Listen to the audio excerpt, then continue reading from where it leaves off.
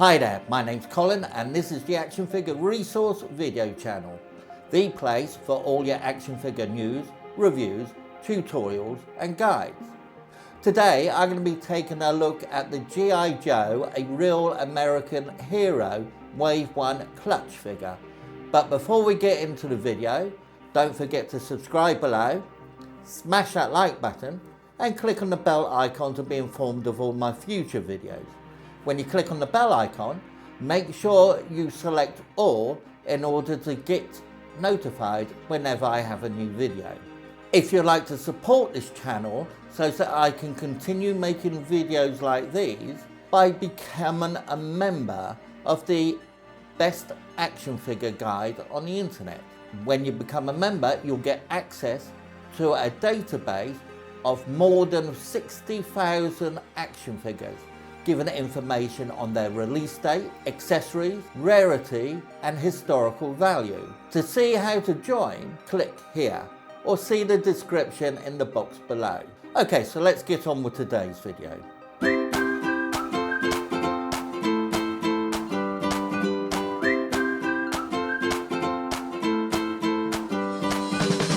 ActionFigureResource.com.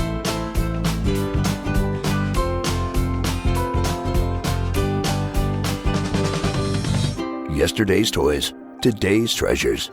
Clutch had some rather comical elements to his character according to his file card, which stated he greases his hair with motor oil, rarely shaves and chews on the same toothpick for months. Clutch still calls women chicks. He attended a long list of schools to become a transportation specialist. Many of these schools were fictional, but added a level of authenticity to his character.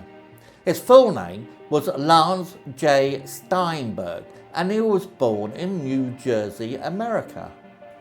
As with the Breaker figure, Clutch was also released in the first wave of the new A Real American Hero line of figures.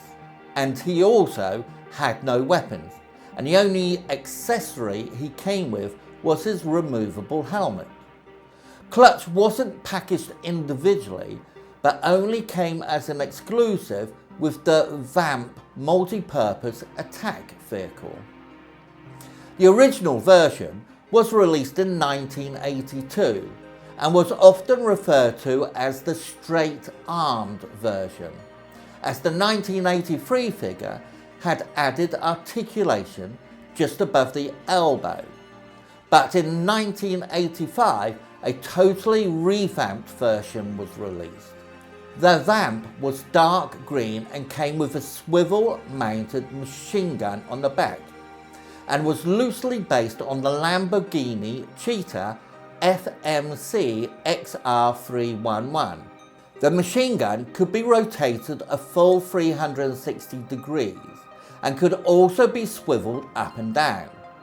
There was a lever on the side that could be pushed to simulate the firing action of the gun. The gun could also be removed and as a result is often missing from those sold on the secondary market. There were also two jerry cans on the back of the vehicle, which had different stickers on each. At the front of the Jeep, there was a heavy-duty winch, which was non-functional and only for show. In the front cabin of the vehicle, there was a detachable steering wheel, which is the most common part to be missing. Although it was easy to remove, it wasn't functional and couldn't be turned when attached.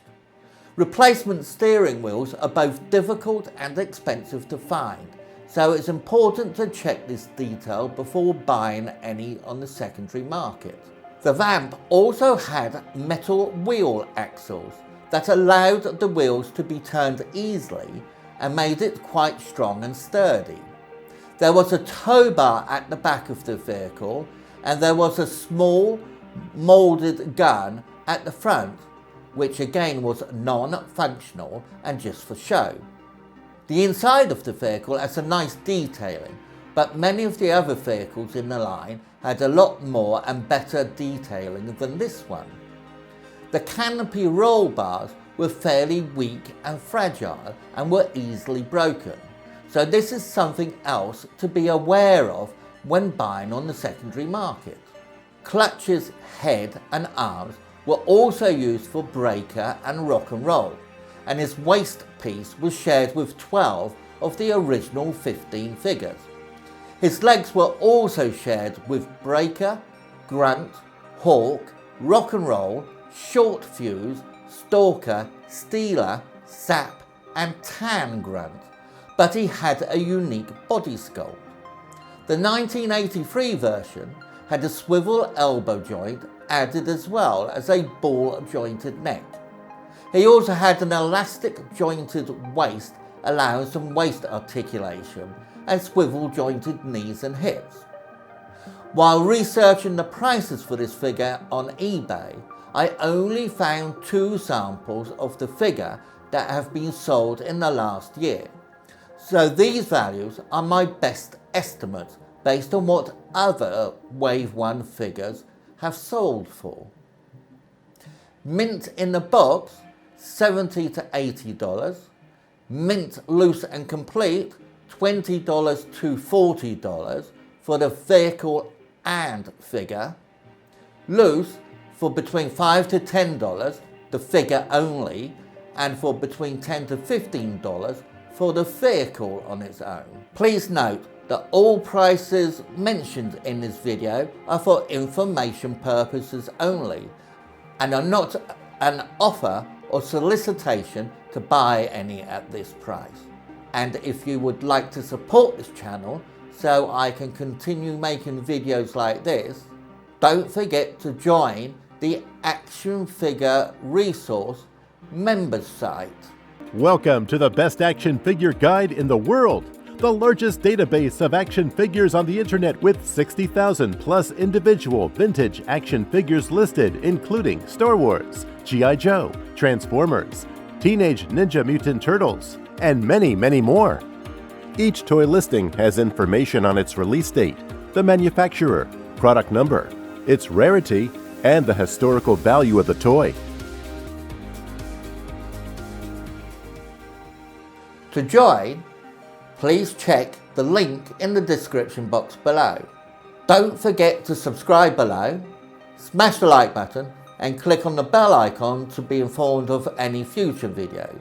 Until next time, bye for now. actionfigureresource.com. Yesterday's toys, today's treasures.